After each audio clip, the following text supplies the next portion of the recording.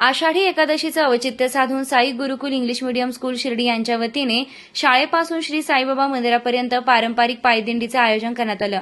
कार्यक्रमाची सुरुवात शाळेच्या परिसरात पालखी पूजनानं झाली। संस्थेचे संस्थापक तानाजी गोंदकर, सर्व स्कूलच्या प्रिन्सिपल सौ मंगला कुऱ्हे मॅडम व सर्व शिक्षकवृंद यांच्या हस्ते पालखीचं विधिवत पूजन करून टाळ मृदुंग विठ्ठल नामाच्या गजराने भक्तिमय वातावरणात दिंडीचं प्रस्थान झालंय। शाळेतील विद्यार्थी, शिक्षक, शिक्षकेतर कर्मचारी तसेच मोठ्या संख्येनं पालक या दिंडीत सहभागी झाले होते।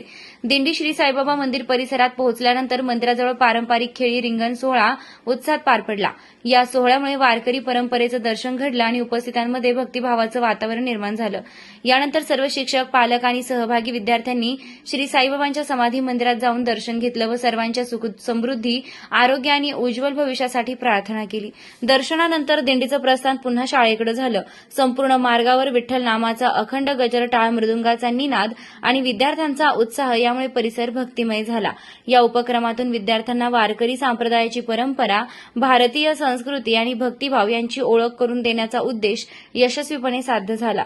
या दिंडी सोहळ्याचे पालक व नागरिकांनीही कौतुक केले आहे। यावेळी भर पावसात चिमुकल्या वारकऱ्यांनी दिंडी सोहळ्याचा आनंद घेत टाळ मृदुंगाच्या तालावर नृत्य केलं, तर विठ्ठल रखुमाईच्या वेशातील चिमुकले उपस्थितांच्या आकर्षणाचा केंद्रबिंदू ठरले।